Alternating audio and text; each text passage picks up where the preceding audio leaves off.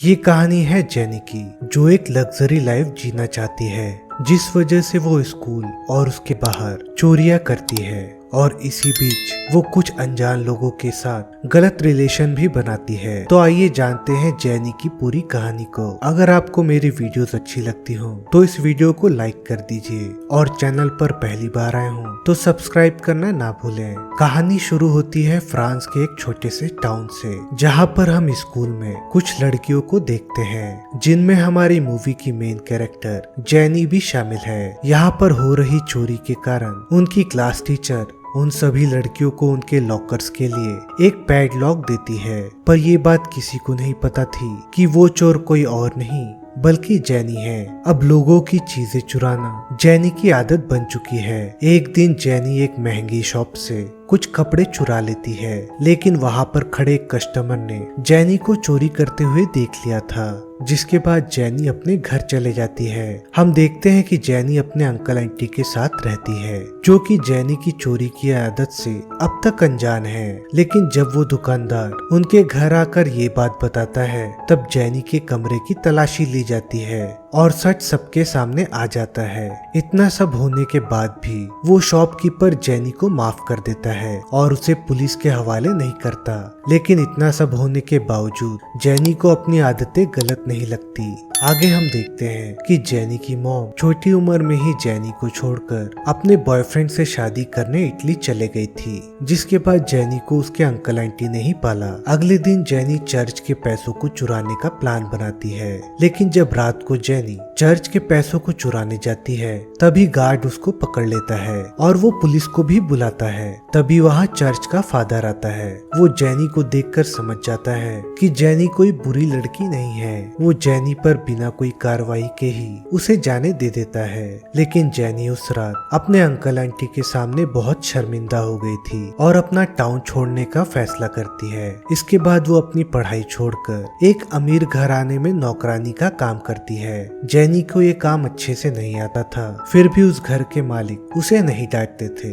दिन भर काम करने के बाद रात में जेनी मूवी देखने के लिए थिएटर जाती है। जेनी दिन भर की थकान की वजह से वहाँ एक आदमी के कंधे पर सर रखकर सो जाती है। इस आदमी का नाम मिशेल है। इसके बाद अब उन दोनों में बहुत अच्छी दोस्ती हो जाती है। जब दोनों बात कर रहे थे, तब मिशेल जेनी को बताता है, मेरी वाइफ और मेरी बेटी को मूवीज देखना बिल्कुल पसंद नहीं है, इसलिए मैं अकेला ही मूवी देखता हूँ। मिशेल के पूछने पर जेनी उससे झूठ कहती है कि मैं एक ब्यूटिशियन बनने की कोशिश कर रही हूँ। अब जेनी मिशेल की तरफ अट्रैक्ट होने लगती है, लेकिन यहाँ मिशेल की उम्र जेनी से बहुत ज्यादा है। इसके बाद मिशेल जेनी को घर छोड़ने जाता है। यहाँ जेनी मिशेल से कहती है कि मैं तुम्हें पसंद करती हूँ, लेकिन मिशेल को पता है कि जेनी केवल 16 साल की है, इसलिए उन दोनों के बीच ऐसा कुछ नहीं हो सकता। लेकिन यहाँ पर वो जेनी से दोबारा मिलने का वादा करता है। कुछ दिनों बाद जेनी मिशेल से मिलने उसके थिएटर जाती है,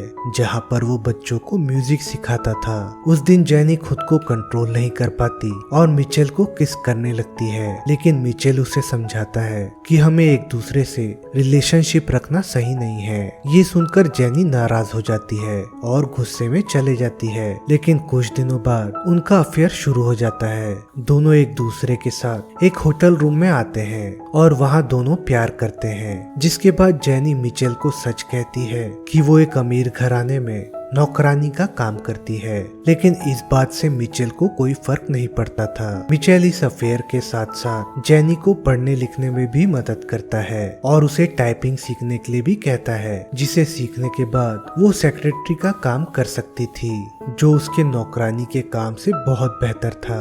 एक दिन टाइपिंग की क्लास के दौरान कुछ वर्कर्स वहाँ काम करने आते हैं, इसलिए वो क्लास कैंसिल हो जाती है। लेकिन फिर भी जेनी अपनी किताबें लेने क्लासरूम में जाती है, जहाँ पर वो देखती है कि एक चोर वर्कर बनकर चोरी करने आया है। तभी वहाँ पर जेनी की टीचर भी आ जाती है, लेकिन उस लड़के के चोरी के बारे में जेनी अपनी टीचर को कुछ नहीं बताती। इस लड़के का नाम राहुल है। राहुल जेनी को धन्यवाद करता है क्योंकि उसने उसे बचा लिया। अब राहुल जेनी के साथ ही रहना चाहता है। राहुल जेनी को कहता है कि वो एक नई बाइक खरीदकर डर्ट रेस जीतना चाहता है, जिसके बाद वो एक लग्जरी लाइफ जी पाएगा। यहाँ पर जेनी उसे बताती है कि मैं एक नौकरानी हूँ, लेकिन मैं एक सेक्रेटरी बनना चाहती हूँ। लेकिन राहुल उससे कहता है कि तुम्हारा नौकरानी का काम ही अच्छा है, क्योंकि सेक्रेटरी बनने के बाद तुम्हें और ज्यादा काम करना पड़ेगा। अगले सीन में हम देखते हैं कि जेनी की मालकिन सेवरिन अभी प्रेग्नेंट है, लेकिन एक मिसकैरेज की वजह से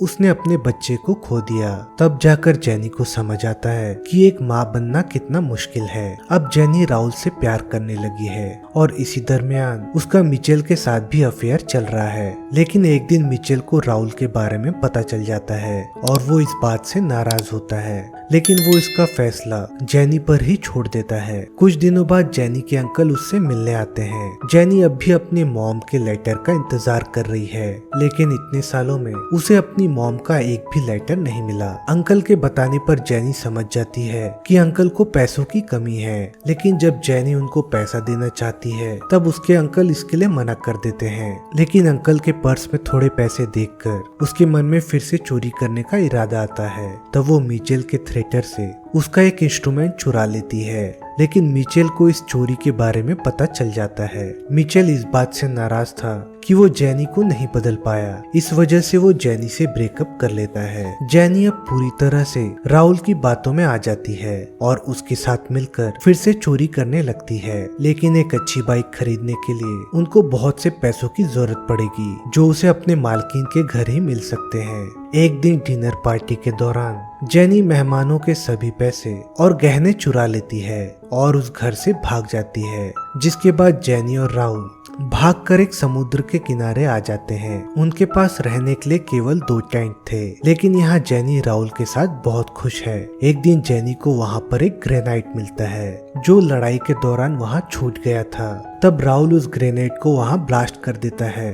तभी वहाँ एक औरत आकर उन पर चिल्लाती है और उनके बारे में पुलिस को भी बता देती है। अगले दिन पुलिस जेनी को पकड़ लेती है, लेकिन राहुल मौका देखते ही वहाँ से भाग जाता है। अब यहाँ जेनी को बाल सुधार गृह भेज दिया जाता है। यहाँ पहुंचकर जेनी दोबारा अकेलापन महसूस करती है। यहाँ पर जेनी की एक लड़की के साथ दोस्ती हो जाती है। वो हमेशा ही अपने साथ एक कैमरा रखती थी। वो दोनों एक दूसरे का अकेलापन दूर करने की कोशिश करते हैं। जेनी के पूछने पर वो लड़की बताती है कि मुझे ये कैमरा मेरे बॉयफ्रेंड रे ने दिया था। एक दिन जेनी को जेल में उसके नाम की फाइल मिलती है, जिसमें उसकी मालकिन की दी हुई स्टेटमेंट भी शामिल थी। उस स्टेटमेंट में सेवरिन ने लिखा था कि वो जेनी को अपनी दोस्त मानती थी, लेकिन उसकी चोरी करने की वजह से उसे काफी दुख हुआ। अब जेनी और उसकी दोस्त वहाँ से भागने का प्लान करती है।